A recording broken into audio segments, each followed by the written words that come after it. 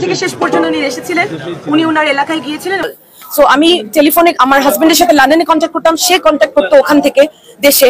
সে যথেষ্ট চেষ্টা করেছে, হাতে পায়ে ধরেছে। আমার আত্মীয় স্বজন ট্রমাটাইজ ছিলেন, তারা কেউ চাননি যে আব্বু সিলেটে যাবে, আব্বুর লাশ যাবে এবং কোনো সমস্যার মধ্যে পড়বে।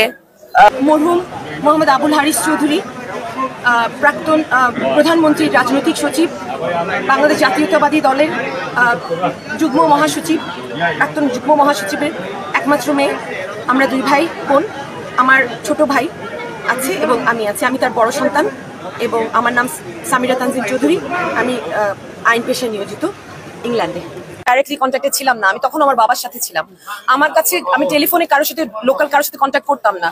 আমাদের জাস্ট প্রাক্তন স্বৈরাচার, মানে মাত্র বিদায়ী যে স্বৈরাচার, তাদের গোয়েন্দাদের শক্তি সম্পর্কে আপনারা সবাই ওয়াকিবহাল।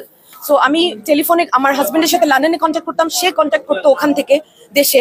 সে যথেষ্ট চেষ্টা করেছে, হাতে পায়ে ধরেছে। আমার আত্মীয় স্বজন ট্রমাটাইজ ছিলেন, তারা কেউ চাননি যে আব্বু সিলেটে যাবে, আব্বুর লাশ যাবে এবং কোনো সমস্যার মধ্যে পড়বে, কেউ বিপদে পড়বে, কারণ সবাই প্রাণের হুমকিতে বা ভয়ে ছিলেন। যার কারণে আমি সিলেটে আব্বুকে আনতে পারিনি এবং আব্বুকে সিলেটে আনার ব্যাপারে বা দাদু বাড়িতে দাফন করার ব্যাপারে আমাদের সাথে কোনো সহযোগিতা করা হয়নি। এটার পেছনে, এটার নেপথ্যে আমি পরে জানতে পেরেছি যে গোয়েন্দাদের কারসাজি ছিল। তারা প্রায় নাটক মঞ্চস্থ করেছে, যে নাটক মঞ্চস্থ করে তারা আমার বাবার মৃত্যুকে তারা প্রশ্নবিদ্ধ করেছে। সেই এই বিষয়ে বেশ গুজব রয়েছে, আপনাদের পারিবারিকভাবে আসলে আনতে বাধা দেওয়া হয়েছে, বিশেষ করে কিছু নামও আছে। আচ্ছা, এখন কথা হচ্ছে কি যে যখনই রাজনীতি আসে তখন বিরোধী দলকে দুর্বল করার জন্য বিরোধী দলের মধ্যে ভাঙন সৃষ্টি হয়েছে, বিরোধী দলে এই হয়েছে ওই হয়েছে, এই ধরনের বিভিন্ন ধরনের অপারেশন চলে, ফলস ফ্ল্যাগ অপারেশন চলে। তো আমাদের পরিবার সেটা শিকার।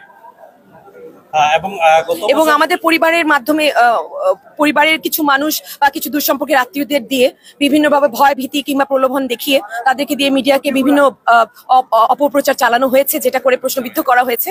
এবং এর চেয়ে নির্মম আর কিছু হতে পারে না। একটা মানুষ মৃত্যুর পর তিনি সবকিছুর ঊর্ধ্বে, কিন্তু বিগত সরকারে তারা কখনোই এই মানটা তো কখনো মানে মেনটেন করেনি। তারা কত নোংরা